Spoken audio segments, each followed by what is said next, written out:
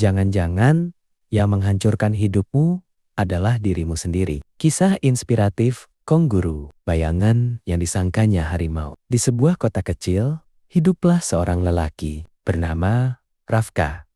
Ia bekerja sebagai penjaga gudang beras di pinggir kota. Setiap malam, ia mengunci gudang itu, mematikan lampu, dan memastikan semuanya aman sebelum pulang. Suatu malam, listrik padam total, gelap, sunyi, dan hanya terdengar suara tikus di sudut-sudut gudang. Saat itulah Rafka melihat sesuatu.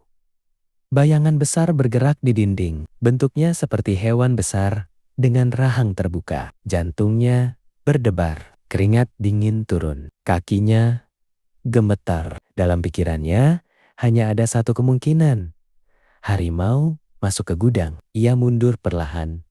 Punggungnya menempel pada karung beras. Napasnya tidak beraturan. Semua pelajaran tentang keberanian hilang. Yang tersisa hanya rasa takut yang menggulung-gulung. Dan di tengah ketakutan itu, pikiran Rafka mulai menipu tubuhnya. Napasnya makin sesak. Tangannya dingin. Kepalanya berputar. Bahkan ia mulai merasa kuku harimau itu hampir menyentuh kulitnya. Padahal, kenyataannya tidak ada harimau apapun. Ketika listrik menyala kembali, Rafka melihat sumber bayangan itu.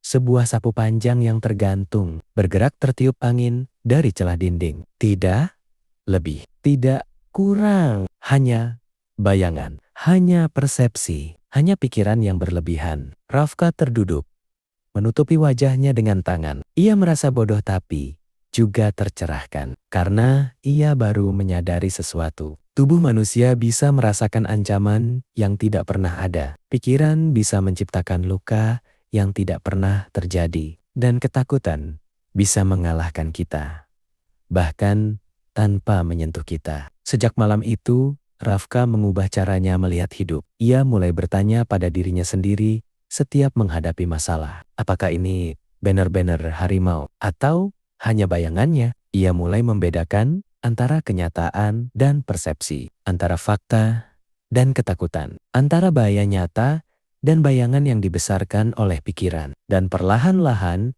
hidupnya menjadi lebih tenang. Karena Rafka akhirnya memahami satu pelajaran penting. Yang menghancurkan kita bukan selalu peristiwa yang terjadi, tetapi cerita yang diciptakan pikiran kita tentang peristiwa itu.